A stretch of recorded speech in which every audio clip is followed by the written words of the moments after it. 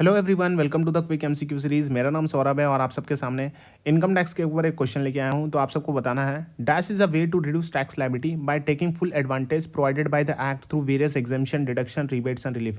तो आप सबको बताना है कौन सा ऐसा तरीका होता है जिससे हम टैक्स लायबिलिटी अपना रिड्यूस करते हैं bye taking full advantage. Full advantage किसका लेते हैं? जिस जो एक्ट में हमें दिया गया है ऑफ वेरियस एग्जेम्पशन का हम एडवांटेज लेते हैं, डिडक्शन का एडवांटेज लेते हैं, रिबेट एंड रिलीफ का एडवांटेज लेते हैं। तो ऐसा कौन सा तरीका? तो यहाँ पे 4 ऑप्शन दिए गए हैं। सबसे पहला ऑप्शन है tax evasion, then tax planning, फिर टैक्स अवॉइडेंस, फिर टैक्स रिलीफ। तो सही उत्तर है यहाँ पे टैक्स प्लानिंग। टैक्स प्लानिंग करके हम अपना टैक्स लायबिलिटी रिड्यूस करते हैं। हम यहाँ पे एडवांटेज कहाँ से ले रहे हैं? एडवांटेज ले रहे हैं थ्रू द एक्ट के थ्रू से एडवांटेज ले रहे हैं कि एग्जेम्पशन क्या दिया गया एक्ट में, डिडक्शन, रिबेट एंड रिलीफ क्या दिए गए।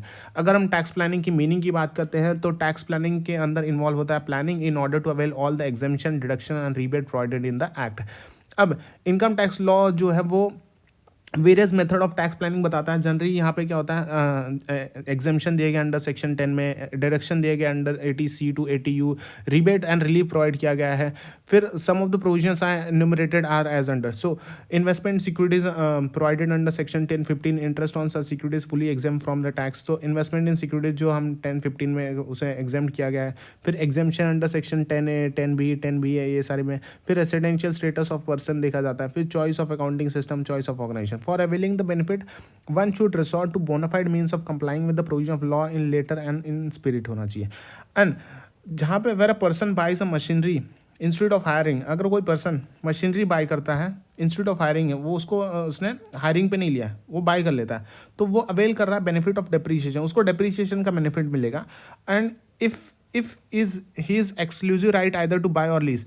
In the same manner, to choose the form of organization, capital structure, buy or make product are the assesses the exclusive right. One may look for various tax incentive about said transaction provided in this act for reduction of tax liability. All this transaction involve tax planning. तो यहाँ पे क्या हो रहा है कि अगर कोई पर्सन मशीनरी क्या कर रहा है, बाय कर रहा है इंस्टीट्यूट ऑफ हायर पे नहीं ले रहा है, वो रेंट पे नहीं ले रहा है, तो यहाँ पे 2 पॉसिबिलिटीज है।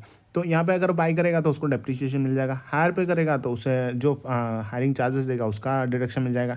फिर दूसरा वाला पॉइंट बोल रहा है कि कोई पर्सन यहाँ पे मेक भी कर सकता है, बाई भी कर सकता है प्रोडक्ट को, तो डिपेंड ऑन दैट कि बाई कर रहा है तो उसका वो एक्सपेंसेस परचेस वाला कॉस्ट हो जाएगा, या फिर अगर वो मेक कर रहा है, मेक खुद बना रहा है तो वो वाला कॉस्ट यहाँ पे डिडक्शन मिल जाएगा। तो डिफरेंट वेज प्रोवाइड किया गया है इनकम टैक्स लॉ में for making the tax planning. Different ways यहाँ पे प्रोवाइड किया है for exemption, deductions and rebate के कारण यहाँ पे आपको टैक्स प्लानिंग कर सकते हो for reducing the tax liability.